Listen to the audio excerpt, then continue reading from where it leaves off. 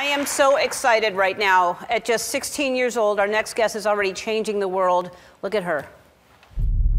Humanity is now standing at a crossroads.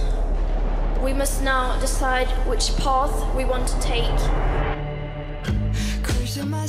A teenager from Sweden called the Voice of the Planet leads a global youth movement and has been nominated for the Nobel Peace Prize. We are in the midst of the 6th mass extinction.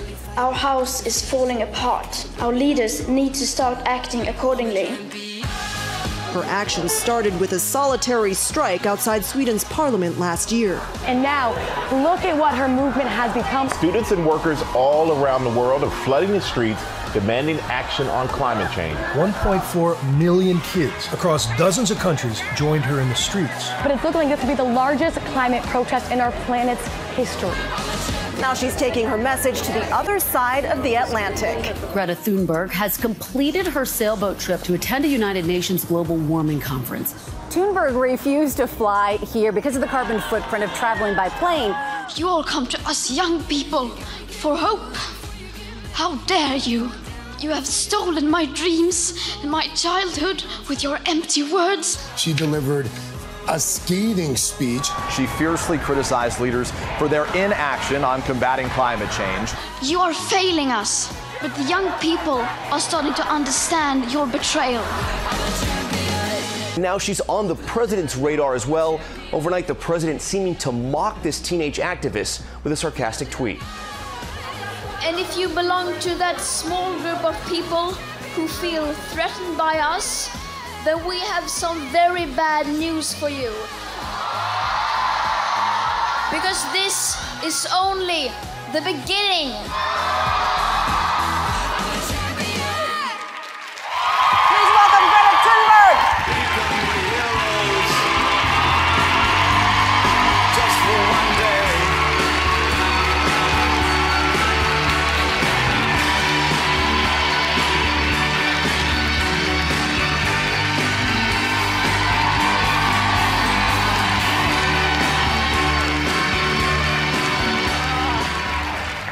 First of all, thank you. I guess everyone who meets you says thank you, because what you're doing, it's the loudest voice, and it's getting so much attention, and we need this, because we haven't obviously done enough. So I want to start with thank you.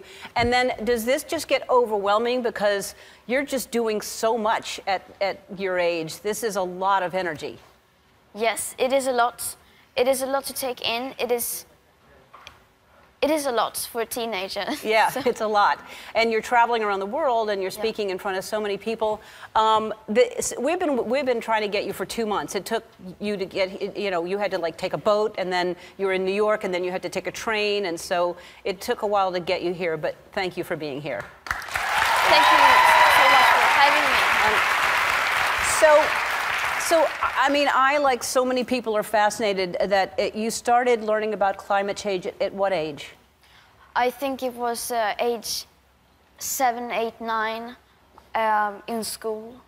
I learned the basics, like the planet was warming because of increased greenhouse gases. And then I just couldn't believe it, because I thought if this was really true, then surely someone must have done something. Then surely we would take it seriously. But no one took it seriously, and so I started to read about it. And of course, the more I read about it, the more I understood.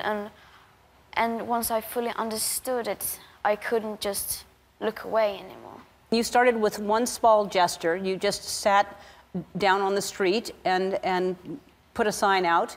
And now over 11 million people, because of you, have been striking because of this. 11 million people. I mean, I guess it shows you what one voice can do, right? It shows you the power that you have. Yes, it really does. And I would never have expected that something like that would happen. I mean, I just thought that I need to do whatever I can do. And it's obviously not going to be enough, but at least it's something. And I needed to just for myself make sure that I did whatever I could. You obviously have a lot of supporters. You have a lot of people who are walking and fighting with you. But then you get a tweet from the president who basically was not a kind tweet. Do you ever think about, would you sit down with him to try to help him understand climate change? I don't understand why I would do that. I mean, I